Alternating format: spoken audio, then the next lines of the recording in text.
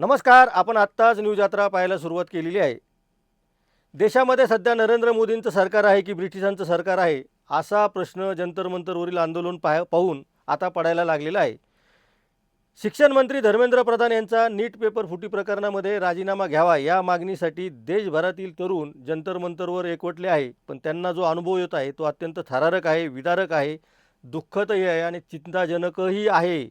कारण तिथं जे घडतं आहे ते प्रत्यक्षदर्शी जे सांगतायत ते बघून असं वाटतं आहे की खरंच याच्यापेक्षा इंग्रजांचं राज्य परवडलं. याच्या आधीसुद्धा अशी विधानं मी ऐकली होती, पण प्रत्यक्ष आता जी माहिती येत आहे ती थरारक आहे. काय काय घडतं आहे ते आपण एकदा समजून घेऊया. एकतर आंदोलनकर्त्यांनी जे सांगितलेलं आहे की ते पूर्ण मार्गाने आंदोलन करत असताना पोलिसांनी पोलिसांनी स्वतःच तिथं काचा फुटलेल्या वाहनांच्या रांगा लावून ठेवल्या आणि ही वाहनं विद्यार्थ्यांनी फोडली असा बनाव तयार केला. हे अत्यंत धक्कादायक आहे. बघा हे सरकार हे जर असं असेल तर हे फार गंभीर आहे. याची चौकशी व्हायला पाहिजे आणि जर विद्यार्थ्यांनी हा जर आरोप खोटा केला असेल तो सरकारने सिद्ध करायला पाहिजे. मुळामध्ये असं घडलं असेल तर ते फार भयंकर आहे, चुकीचं आहे. दुसरा मुद्दा हा आहे की आपण दृश्यांमध्ये बघतो आहे की पोलीस अमानुषपणे ज्या पद्धतीने लाठ्या मारत आहेत आणि आता त्याची माहिती येते आहे पोलिसांनी आता बंदुकीचा वापरही सुरू केलेला आहे.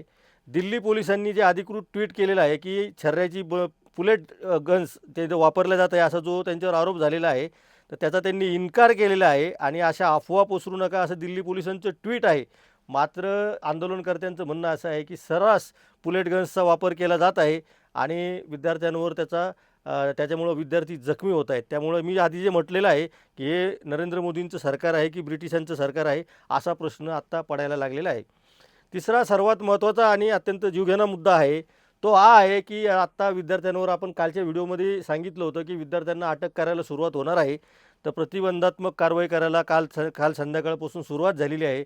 अनेक विद्यार्थ्यांना अटकाव केला जात आहे, प्रतिबंधात्मक कारवाई केली जात आहे, विद्यार्थ्यांना पोलीस ठाण्यामध्ये नेऊन बसवलं जात आहे. या संदर्भामध्ये कॉक्रोच जनता पार्टीचे अभिजित दिपके यांनी ट्विटसुद्धा केलेलं आहे. आणि विशेष म्हणजे यातली सगळ्यात तळपायची आग मस्तकाला जाईल अशी जी गोष्ट आहे ती म्हणजे या प्रतिबंधात्मक कारवाई केलेल्या विद्यार्थ्यांना वकील मिळू नये, त्यांना न्यायालयाचे दरवाजे ठोठावता येऊ नये असा सुद्धा बंदोबस्त दिल्लीमध्ये केला जात आहे. हे जर म्हणजे खरं असेल तर काय खरंच आहे, कारण ते विद्यार्थी ट्विट करून हे सांगतायत, विद्यार्थी त्यांच्या सोशल मीडियावरती हे सगळी माहिती देत आहेत. अनेक विद्यार्थ्यांना जिथं डिटेन केलेलं आहे त्यांनी अभिजित दिपकेंशी संपर्क साधलेले आहे आणि अभिजित दिपकेंना त्यांच्या आंदोलनात सहभागी झालेल्या आंदोलनकर्त्यांनी दिलेली ही माहिती मी आपल्याला सांगत आहे. त्यामुळं खरं आणि खोटं असण्याचा विषयच नाही. दिल्ली पोलिसांनी याचं स्पष्टीकरण तातडीनं करण्याची गरज आहे.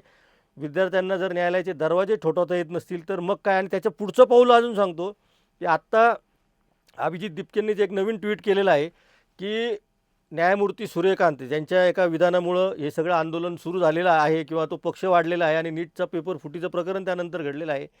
त्यांचं असं म्हणणं आहे की तुम्ही न्यायालयाचा वेळ वाया घालवू नका.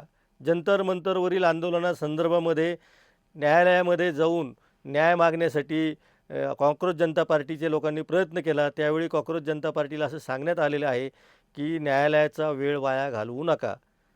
आता मला सांगा, हे ब्रिटिशाचं राज्य नाही तर काय. मी जे आधी म्हटलेलं होतं की कोर्ट आणि एका बाजूला कोर्ट, एका बाजूला पोलीस आणि तिसऱ्या बाजूला राज्य करते, हे सर्व एकत्र येऊन विद्यार्थ्यांची गळचेपी करत आहेत का, दडपशाही करत आहेत का, ही लोकशाही आहे का, हा सगळा विचार आता करण्याची वेळ आलेली आहे. महाराष्ट्राच्या आणि राजस्थान, उत्तर प्रदेश, बिहारच्या कानाकोपऱ्यातून पंजाबमधून वेगवेगळ्या ठिकाणाहून आंदोलक जंतर मंतरवर जात आहेत. त्यांना तिथले रस्ते माहीत नाही आहेत, त्यामुळं तिथं त्यांची पंचाईत होत आहे.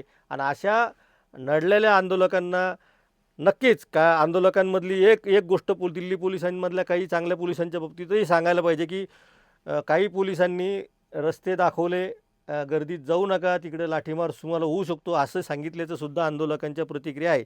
त्यामुळं सरसकट सगळे दिल्लीचे पोलीस असं वागतायत असं आंदोलकाचं म्हणणं नाही. पण जे षडयंत्रात सामील झालेले आहेत, ज्यांना वरून आदेश आलेले आहे आणि जे आदेशाचे पालन करत आहेत, असे काही अधिकारी आणि त्यांच्यासोबतचे काही कर्मचारी हे मात्र विद्यार्थ्यांवर अमानुषपणे लाठीमार करत आहेत. त्यांना प्रतिबंधात्मक कारवाईच्या नावाखाली वेगवेगळ्या ठिकाणी नेऊन कोंबलं जात आहेत, बसवलं जात आहे. त्यांचे फोन काढून घेतले जात आहेत. त्यांनी जेव्हा फोनवरून ही माहिती द्यायला सुरुवात केली, त्यानंतर त्यांचे फोन काढून घ्यायला सुरुवात झालेली आहे. जंतर मंतरवरती जॅमर लावले असल्यामुळं तिथले नेट व्यवस्था सगळी बंद पडलेली आहे. आणि अशा सगळ्या परिस्थितीमध्ये मी जे आज हेडिंग दिलेलं आहे की कोर्ट, पोलीस आणि राज्यकर्ते एकत्र येऊन ब्रिटिश राज्य दिल्लीमध्ये चालवत आहे का, या विधानाबाबतीत तुम्हाला काय वाटतं? कारण हे जर असं घडत असेल दिल्लीमध्ये, तर मग आपण न्याय कोणाकडे मागायचा, साथ कोणाला घालायची? आणि नीटमधल्या पेपर फुटीच्या बाबतीमध्ये आपल्याला न्याय द्यायला कोणी खरंच तयार आहे का? विरोधी पक्ष राजकारण करत असतील, विरोधी पक्षांचं आणि सत्ताधारी पक्षांचं त्यातमध्ये काय चालू आहे हा नंतरचा मुद्दा. पण विद्यार्थी संघटना, ज्या विद्यार्थ्यांचा कोणत्याही राजकीय पक्षाशी काडीचा संबंध नाही, असे अनेक विद्यार्थी, विशेषतः काही विद्यार्थी असे आहे की जे 12वीची परीक्षा दिल्यानंतर आता दिल्लीमध्ये जाऊन पहिल्यांदा आंदोलन करत आहेत. काही विद्यार्थ्यांनी पहिल्यांदा घर सोडलेलं आहे आणि दुसऱ्या राज्यामध्ये, विशेषतः दिल्लीत गेलेले आहेत. असे अनेक विद्यार्थी या आंदोलनामध्ये सहभागी झालेले आहेत आणि त्यांच्या लक्षात येत आहेत की आपण घरी बसून नरेंद्र मोदींना ज्या पद्धतीनं बघत होतो, नरेंद्र मोदी हे त्याच्यापेक्षाही फार वेगळे आहेत. आपल्याला जे दिसतं ते तसं नाही आहे. जी काही विदारक, भयानक आणि कुरूप स्वरूप या सत्तेचं आहे ते या मुलांनी डोळ्यांनी जाऊन आता दिल्लीमध्ये पाहिलेलं आहे. त्यामुळे यांच्यापेक्षा इंग्रज बरे होते असं जे म्हटलं जात आहे गेल्या 2 दिवसापासून, त्या मुद्द्यावर मी सुद्धा आता सहमत झालो आहे. कारण अशा पद्धतीनं विद्यार्थ्यांना लाठीमार करणे, मुलींचे कपडे फाडणे, डोके फोडणे, त्यांना पोलीस मिळू न दे, पोलिसांनी डांबून ठेवणे आणि इतकंच काय, त्यांना वकिलापर्यंत जाऊ न देणे आणि वकील न मिळू न देणे, ही कोणती लोकशाही आहे? त्यामुळं विद्यार्थी याचा राग काढणार आहेत. काही आंदोलकांनी हे कबूल केलेलं आहे की पोलिसांनी त्यांचे अत्याचार वाढल्यानंतर त्यांनी प्रतिकार करण्यासाठी काही पोलिसांसोबत धक्काबुक्की करण्याचा प्रयत्न केला आणि तिथे काही अनुचित घटना घडलेल्या आहेत. अर्थात अभिजित दिपकेंचं याच्यावरचं म्हणणं असं आहे की या आंदोलनामध्ये सत्ताधारी पक्षाने काही समाजकंटक घुसवलेले आहेत आणि जिथं जंतर मंतर सोडून दिल्लीच्या इतर भागामध्ये अनेक काही ठिकाणी अनुचित घटना घडत आहेत. त्याचा CJPचा आणि या आंदोलनाचा त्याच्याशी काही काडीचा संबंध नाही, या अभिजित दिपकेने आधी स्पष्ट केलेलं आहे. त्यामुळं जंतर मंतरवरचं हे आंदोलन पेटलेलं आहे. सोनम वांगचुक माघार घ्यायला तयार नाहीत. अधिवेशन सुरू आहे. अधिवेशनामध्ये नरेंद्र मोदी काय या सगळ्या प्रश्नाला सामोरे जात आहेत? त्यांच्या बाजूनं फक्त 2 महत्त्वाच्या गोष्टी घडल्या की कधीही न बोलणारे नरेंद्र मोदी 12 वर्षामध्ये पहिल्यांदा त्यांची एक प्रतिक्रिया आली की विद्यार्थ्यांची भावना आम्ही समजून घेतलेली आहे, दोषींवरती कडक कारवाई केली जाईल, पण याच्यामध्ये राजकारण नको.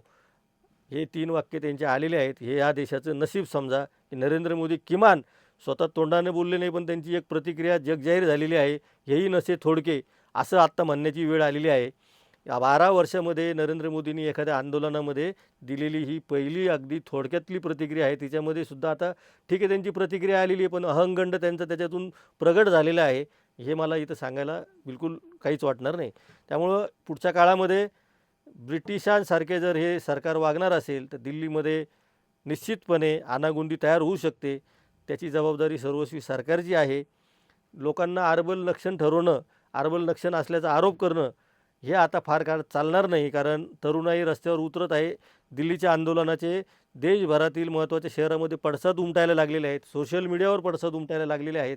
हळूहळू ही ताकद नरेंद्र मोदीला सत्तेवरून खाली खेचल्याशिवाय राहणार नाही असं आत्ता वाटायला लागलेलं आहे. त्यामुळे मोदींनी सावध व्हावं आणि आंदोलनकर्त्यांशी चर्चा करावी. संसदेत चर्चेला वेळ दिलेला आहे, तिथं कधी चर्चा होणार आहे त्याचीसुद्धा देश वाट बघत आहे. आपणही सगळे त्याची वाट बघत आहोत.